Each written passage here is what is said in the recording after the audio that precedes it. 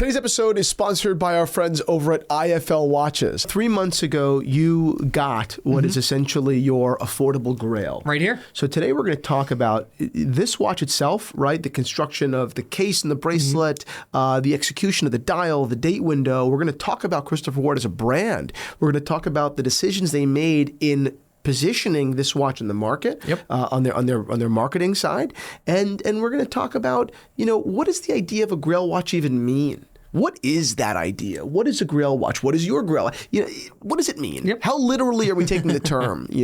So let's get into the episode. I mean, let's do it. First of all, yes, it's been 3 months. How does the case and bracelet feel? Is it worn in well? Is that a thing? I don't know if it's necessarily worn in, but it feels as good as it was when I first put it on. So then that's a good sign, so right? This feels great. There's no things where I've noticed like, oh, this isn't as comfortable. I've worn this watch, for days on end, and it feels great. All right, so let's just start with the packaging here. When I opened this watch and saw just kind of this box, I didn't know what it was at first. I thought you got me a little bottle of like wine or champagne for a second. But when you open it, I just love the design of this boxing, and you could tell it's quality. I mean, this is a heavy box. It's a heavy case. The wood's heavy. Everything about this makes me believe that they put money into the development of this packaging, which shows that they care in my mind. For sure. So let's ask the first question then. How important is packaging to you, period? And then more importantly, how important is packaging to you when you're talking about the affordable watch segment, right? I mean, it's a whole community of people trying to, get the most watch they can. And in that entry-level price point, you're really talking, between, $500 and $1,000, right? For a lot of these micro brands. And the idea of luxury, and I think that this verges on luxury, coming in at 12 to 18, you don't see it, but are resources misallocated on packaging elsewhere, or is it a luxury? Is it superfluous luxury? What are your thoughts? So I think that when it comes to packaging, if I'm spending and getting like a Rolex or Omega, for example, I expect that packaging to be beautiful. I expect the box to be gorgeous. It should be pristine condition because you're spending so much money for a luxury item. And I think that the box and packaging should only get better as you spend more money with a watch. Right. When I start looking at, let's say, Timex or Casio, give it to me in a paper bag. I mean, I'm spending $50 on a watch. I'm not expecting it to be nice. Now, when you get to the level of a Christopher Ward, to your point, when you're spending about $1,200 on a watch, I don't expect to be blown away by the packaging because I understand that they need to cut costs. And why would you spend so much on packaging if you're trying to keep a watch somewhat affordable in that $1,200 range? But I will say, when I opened this and saw the packaging, I was impressed with how heavy it is. I was expecting it to be a little bit lighter and just not as... almost more thrown together. And you could tell that they actually put some thought and time and effort into developing something really nice to accompany this watch. I agree. And I don't want to make this an entire brand conversation. We do that separately. We keep it on the 12. But Christopher Ward, as generally speaking, even their website presence, everything is very well done and curated. So it's not a surprise to me that the boxes are right of what is really, really good it's weight heavy. and quality. And it's not a surprise. They seem to be, they are, and they certainly, they seem to be and are playing a big boy game, like a real company, as opposed to a lot of micro brands that are running a little bit more like a mom and pop kind of operation, 100%. or, they're playing small ball, right? Small ball is a good way to put it. Christopher Ward is not. Christopher Ward is playing a larger game. So now let's talk about bracelet. That's the big thing here. The bracelet for me, once I put this on, it's got a little bit of weight for it for a stainless steel watch. I was expecting it to be a little bit lighter. I don't know, like chintzier. Yes, because that's what I'm typically used to when wearing a stainless steel watch.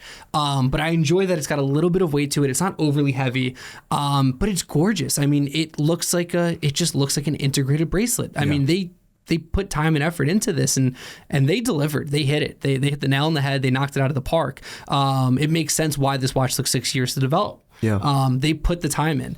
I love the bracelet. I love the watch. The dial is obviously the showstopper. And for me personally, I was never really an integrated bracelet person. I like the Royal Oak. I love the Nautilus, obviously. But It's not something that I ever expected I would get. And since getting the Christopher Ward, and this may sound crazy, like I'm good with this watch as my only integrated bracelet. Right. I'd rather get other APs or other, Pateks. Yeah. So for me personally, this is all I need. And it's gorgeous. And how about wearability? This is a 40 millimeter model. This is a 40, yep. How do you feel it wears compared to other 40 millimeter models that let's say, a GMT Master or something like that? I think it wears, for me personally, a little bit better. For a watch that's just under 10 millimeters thickness, it wears great. You could wear this with jeans and a t-shirt. You could dress it up. I've even worn it with suits. You could wear this watch really almost anywhere. And I think that, Christopher Ward and their on the website, they talk a lot about kind of branding it more. It's sport, but it's elegant, it's class. And I think they figured it out. Yeah. At a price point that is, to me, unmatched. Before we continue with today's episode, a quick word from our sponsor at IFL Watches. We're big fans of the brand, and they just released these two new amazing pieces. God, they are both gorgeous. And they're part of a new collection, which is called their Aviation Series. Both built off of the G-Shock Cassiope, one called the Spitfire and the other Supersonic. Both limited editions, and IFL Watches is positioning them as the past and future of aviation landing on your wrist. And I think that is so apropos, right? You've got the past here and the future here. So reminiscent, so vintage, and then so modern. If you start off here with the Spitfire, you've got heritage on the wrist. IFL has orchestrated a beautiful tribute to aviation's golden era. Each of the 100 limited edition pieces is a canvas that brings to life the art and history of aviation. But now going on the right, going into modernity here, into the supersonic, you're breaking the sound barrier of style, as IFL Watches says. These are all inspired by the X-59's revolutionary design, and they've been made in homage to the people that see the sky as just the beginning. Again, only limited to 100 pieces, and it's just built to honor supersonic travel and the future of aviation. IFL Watches, as always, is a brand that we love. All of these dials are hand-painted. The watches themselves, the G-Shock Casiopes, are fantastic. Which is just amazing. The dial's gorgeous. IFL curates their watches so well, not just these limited editions, again, each to 100, so hurry on over there if you're lucky enough to grab one, but also the watches on their website outside of this collection are amazing, and I'm a big fan of their G-Shocks, and it takes a little bit for me to love a G-Shock, right? But IFL spends so much time on making their watches unique and interesting and beautiful, and again, hand painted. It's amazing. It's so unique. It's beautiful. Head on over to iflwatches.com and explore their collection, and of course, this new limited collection, this aviation. They're absolutely beautiful. Thank you to IFL Watches. Head on over, everybody. All right, back into the conversation. Moving on to the dial. You've got dial and you've got date window. Let's start off with the dial. So the dial reminds me, in principle, of that whole Rolex Jubilee dial, right? This like laser etched logo repetition. And I don't love the Jubilee as much. It's a funny watch. It's a funny watch. I think it's actually kind of fun, but it's a funny watch. This is much more discreet. Do you agree? I would say it's definitely much more discreet, and it's funny too. When you look at it initially, it just looks like a textured dial, as almost any other watch would. When you really look at it and look closely, you realize that it is the logo of the cross that is, I believe it's 3D printed on the dial. And again, it's just another step of like, oh, they thought about this. They put the time and effort into it. And the way that, pictures and videos just don't do this watch justice. When you wear this watch and the light hits it and you're outside, it is just like, oh wow, like this is beautiful. This is gorgeous. And it's reminiscent of like a honeycomb, really. I mean, it's a really nice pattern. I think it's a great pattern. It's a great pattern. The 12-sided dial, hence the name of the 12. Also, it gives it this sketched out of stainless steel that I think that other competitors that are at a lower price point don't get as they're not as fine. It looks like it was just kind of thrown on. This looks like it was like, hey, we took stainless steel and we kind of carved it out. I agree. Now on to the date window, and this is always a big point for me. I'm a big critic of date windows. I think Nomos does a great job. But by the way, guys, this video isn't sponsored, so we can say whatever we want and bring other brands into this. I mean, the video is sponsored by IFL, for God's sakes, right? So the date window here, I think, is real. It's a great execution. How do you feel?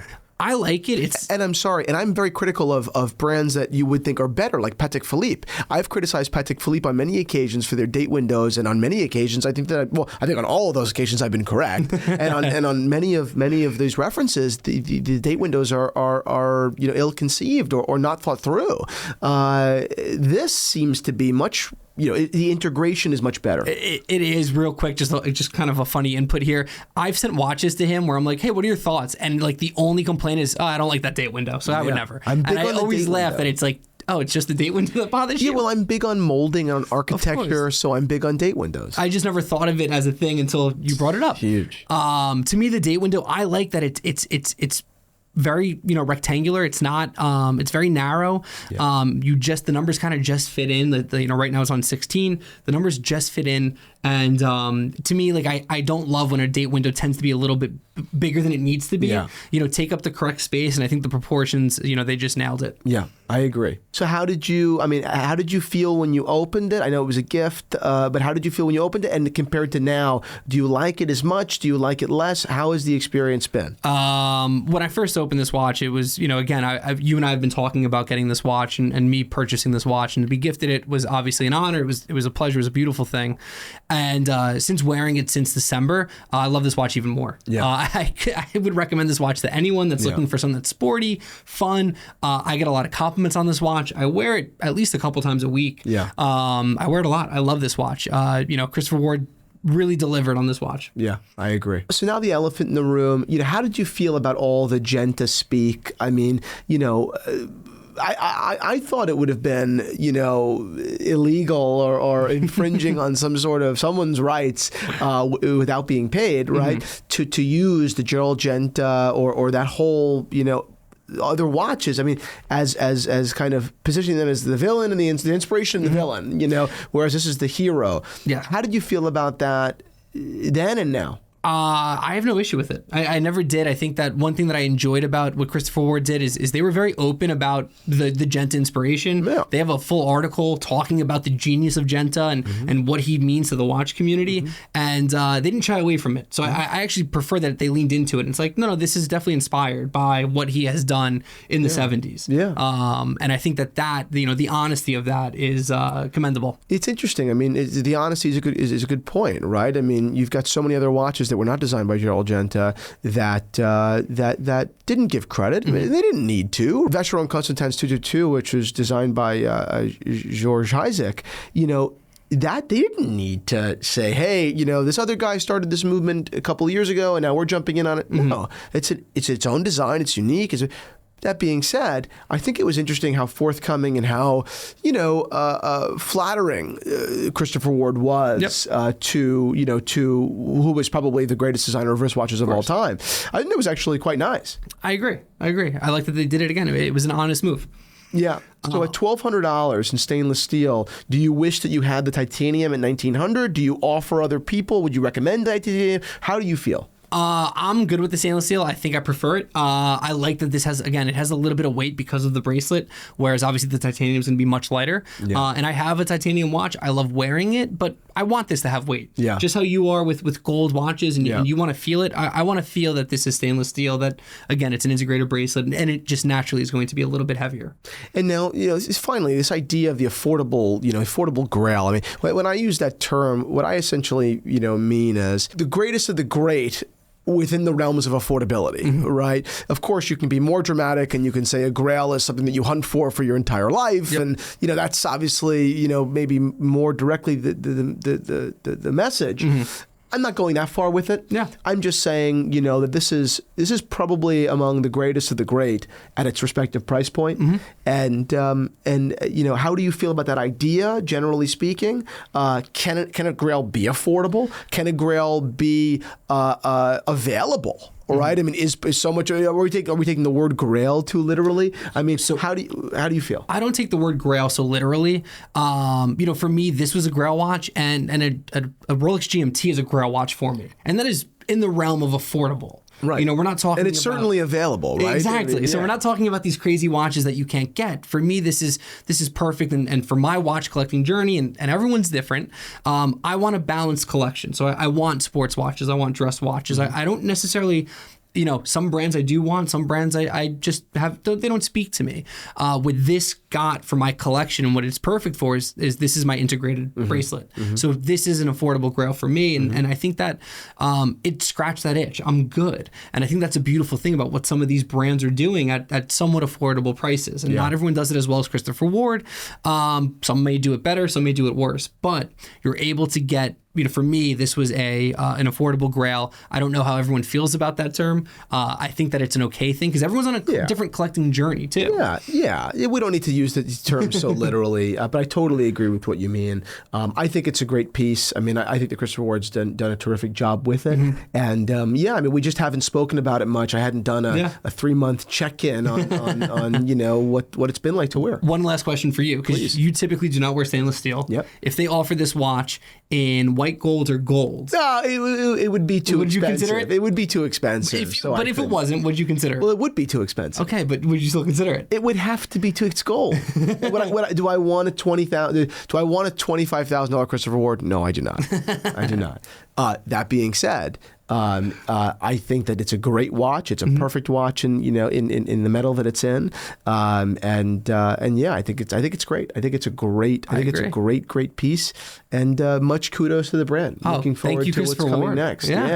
Looking forward to what's coming next, and from them, there are always rumors in the Christopher Ward world of what's next, and maybe a skeleton. Who knows? That'd be pretty cool. I think Sam will end up. I think I need a new Christmas. I think I know what I want for Christmas. Exactly, but that's it. Thank you all so much for watching. Subscribe to our channel for more Watch Talk. And if you want even more Watch Talk, go ahead to our Patreon and sign up for the Zero. We release podcasts every week where we really speak totally unfiltered and get at the subjects, head on. So hope to see you on over there. If we do see you over there, shoot us a DM so we can chat directly about some watches.